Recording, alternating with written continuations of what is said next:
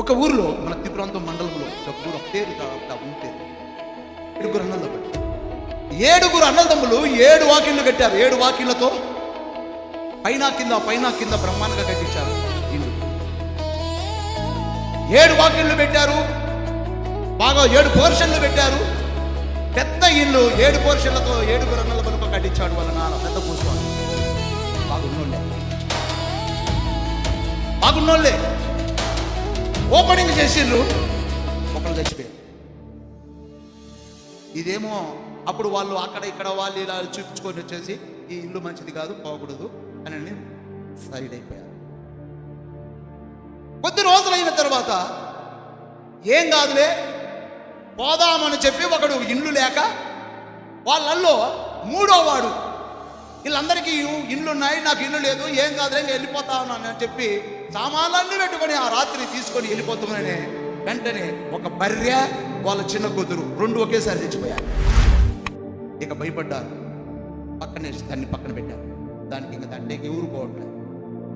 సంవత్సరం గడిచిన తర్వాత ఇంకా అయిపోయింది కదా, ఏం కాదు రమ్మని చెప్పి పెద్ద కొడుకు మళ్ళా వాళ్ళ నీళ్ళను పూజారులను పిలుచుకొచ్చుకొని చూపించుకున్న తర్వాత అది దాన్ని చేపించేసి ఇంకా మీరు వెళ్ళొచ్చు అని అంటే, సరే మరి మీరు ఎవరు రావద్దు, ముందు నేను పోతాను, ఎక్కడుంటుందో తర్వాత మీరు అందరు చేరుతారు అన్నాడు. పెద్ద కొడుకు వాళ్ళ భార్య పిల్లలకు వచ్చి చేరుతున్నారు. 3వ రోజుకే పెద్ద కొడుకు చచ్చిపోయాడు. అప్పుడు అర్థమైపోయింది, ఈ ఇల్లు వద్దు, దీన్ని పడేసేద్దాము అన్నారు. ఇల్లు పడేసేద్దాం, ఇంత ఖర్చు పెట్టినా మనం చచ్చిపోతే, మనం బ్రతుకుంటే మనం ఏమైనా సంపాదించుకోవద్దు, మనుషులు చచ్చిపోతున్నారంటే ఇది మంచి కాదు, పడేద్దాం అని ఒక నిర్ణయం వచ్చారు. వాళ్ళల్లో ఒక క్రైస్తవుడు బాగా సాహసం చేస్తాడు. ఒక అతను చెప్పాడు, మార్గాపురం ఏలియన్న ఉన్నాడు, ఆయన చాలా గొప్ప సేవకుడు, ఇట్లాంటి అన్ని సునాసంగా ఆయన వస్తున్నారని తొలగిపోతాయి, ఎందుకంటే ఆయన దేవుని చేత ఏర్పాటు చేయబడిన వాడు.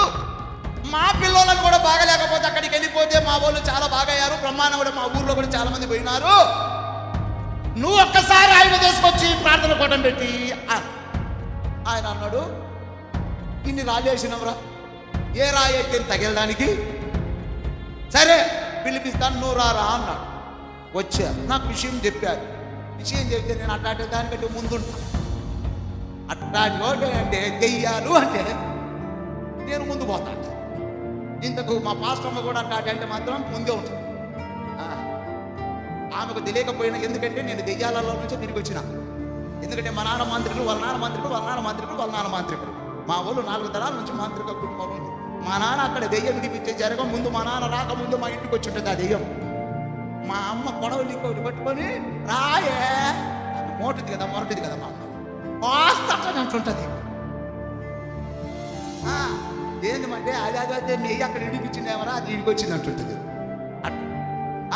వాటి శబ్దాలు, అవి చేసే విధానాలు అవన్నీ భయంకరంగా. ఇట్లాంటితో నేను అప్పుడు పోరాడాను దేవుడు నమ్ముకోకముందు. వాళ్ళు మాంత్రికుడు కాబట్టి. ఇప్పుడైతే వాటి మీద దేవుడు నాకు ఇచ్చిన వరం అలాంటిది, వాటి మీద జీవితాన్ని ఇచ్చాడు కనుక అందుకే నేను అట్టాటోటంటను విడిపియడానికే ప్రభువు నన్ను ఇక్కడికి పంపించాడు. దేవునికి స్తోత్రం కలుగును గాక. అందుకే ఈనాడు ఎంతమంది వేల మంది ఇక్కడికి వచ్చి బాగైన వాళ్ళు ఎంతమంది మీ అందరికీ తెలుసు. కాబట్టి నా ప్రియమైన సోదరి సోదరు అన్నదమ్ములు వాళ్ళు వచ్చేసి నన్ను అడిగారు. అడిగితే చూశాను. అప్పుడు అందులో ఇంత బిజీ లేని అందులో ఎవరు గెలుతారా బావాలని చూస్తున్నాను, ఎవరు గెలుతారా ఎలా అని చూస్తున్నాను. అప్పుడు ఇంత బిజీ లేను కదా. ఇప్పుడైతే నేను చెప్పిన టైంకి వెళ్తాను, కానీ వాళ్ళు చెప్పిన టైంకి నేను అనుకుంటాను. వాళ్ళు దానికోసం వెయిట్ చేయాలి.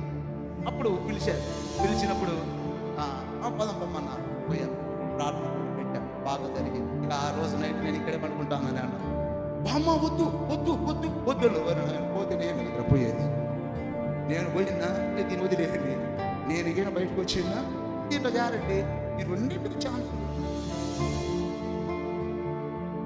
సరే సార్ మీ ఇష్టం అన్నారు. అప్పుడు ఆ రోజు నేను నైట్ ఇక్కడ నిద్ర చేశాను, ఆ రోజంతా ప్రార్థన చేశాను. వచ్చాను తర్వాత ఇక మీరు అట్లా చారండి అన్నాను. ఈ వాళ్ళు అద్భుతంగా అభివృద్ధి చెందారు, బహుగా అభివృద్ధి చెందారు.